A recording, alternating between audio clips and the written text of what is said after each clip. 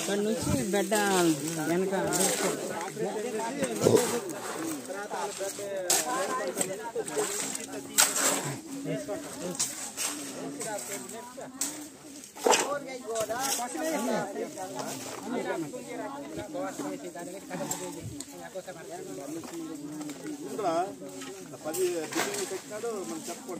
కూడా నాన్న నిద్ర పట్టట్లేదు అని చెప్పినప్పుడు నేను చెప్పాను, నాన్న ఈ యొక్క శరీరం అనేది నిష్ప్రయోజనం, ఆత్మీయ జీవితం ఉన్నది, ఆ ఆత్మే స్వర్గానికి వెళ్తుంది, ఈ శరీరం మట్టిలో కలిసిపోద్ది అనుకొని ఆ యొక్క వాక్యాన్ని కూడా సాక్ష్యాన్ని పంచుకున్నాను.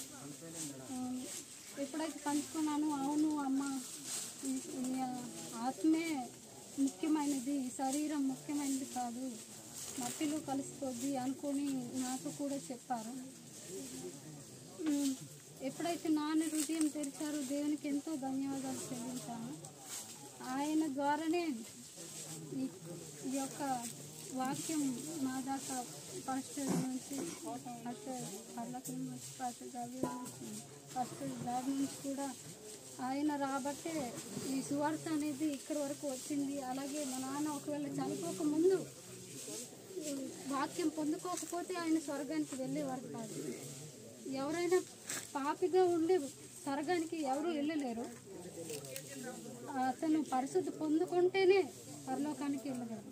ఆ యొక్క వాక్యాన్ని అందజేసినందుకు పాస్టర్కి అనుగ్రహం ఇచ్చినందుకు దేవునికి ఎంతో ధన్యవాదాలు చెల్లిస్తున్నాను. ఇంతవరకు కూడా తీసుకొచ్చి నిన్న సమయాన నేను కూడా ఎక్కదాం అనుకున్నాను, కానీ ఆ సమయంలో నాకు అనిపించలేదు. దేవుని మీద ఆధారపడ్డాను. దేవుని చిత్త ప్రకారం ఆయన తీసుకెళ్ళాలనుకుంటే ఆయనే తీసుకెళ్తారు. మన ద్వారా ఎప్పుడు కూడా అవ్వదు. మనం బ్రతకాలనుకున్నా మన చేతుల్లో ఉండదు. దేవుని చిత్తం అనుకొని నేను కూడా ఉదయం కూడా అనుకున్నాను.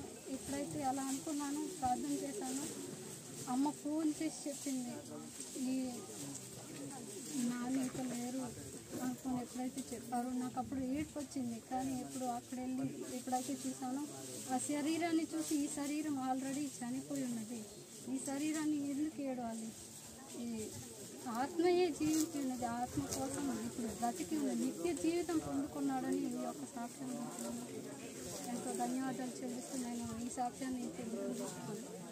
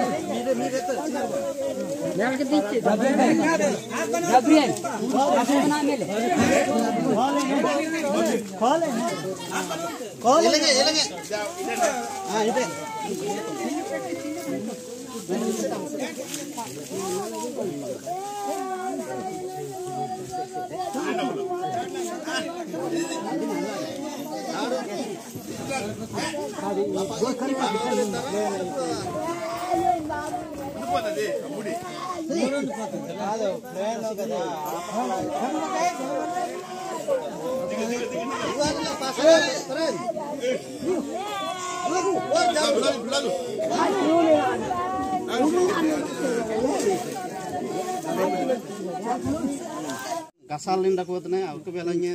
Ate nagasal lingannya meng tiak gamam, aman nate ne uana yuangan oh ngenji. Gila siraji benda. Aku belanya don nama dia giling jenang deh aman jam. Anin ji dang dongnya nyambirnya jenang deh. Anin jauh banji.